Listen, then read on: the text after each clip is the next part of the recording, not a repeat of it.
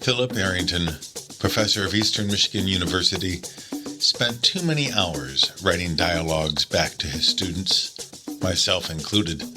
Too many hours over alcohol and tobacco, extolling and challenging whoever might sit with him. Spar over Quintilian, contradict Cicero, failed to lean on Toulmin, too narrow to believe Burke, not up on your Sissu or Kristeva. As much a devotee to Vico as to his disciples, Phil was ready to drop a single illusory bombshell into any conversation that would both level the facade one had erected and provoke a new angle into the rhetorical problem.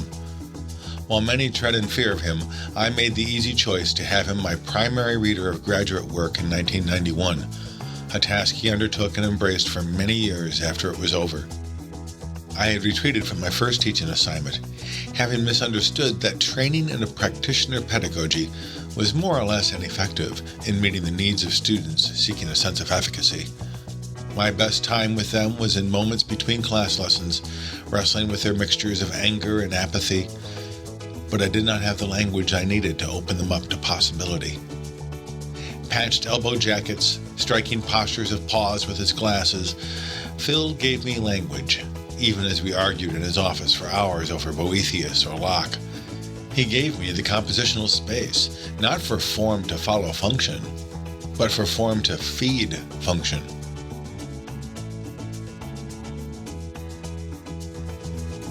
My thesis would have no center, I declared, but that it would revolve around a dialectic of genres and accounts, a kind of hypertext of experience and interaction.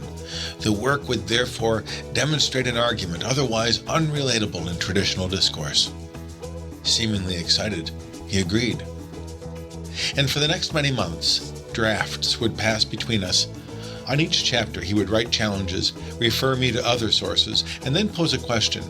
You know, he'd decry in that sly Kentucky accent, it's a shame that you have not addressed the role of scientific discourse, or the teaching of foreign language, or the nature of Gramsci's concept of hegemony, or your own metacognition and the working of this draft, or whatever else he might imagine. Chagrined and inspired, I retreated to write more. And then, when the draft he returned to me was over 300 pages, he said, it's a shame you haven't come up with the arguments for free will here. And I was done. He was right, I should have. But I could go no further but to save those thoughts for another book, or the next stage of my career. And he was right. He laughed aloud. You know, I would have let you quit months ago, but I wanted to see how far you were willing to explore this. And he was right. More than any teacher training, more than anyone I had met, Phil showed me that knowledge was always a personal undertaking. Sure, I could motivate others to act, but that was a cheat. What I did for myself could never be.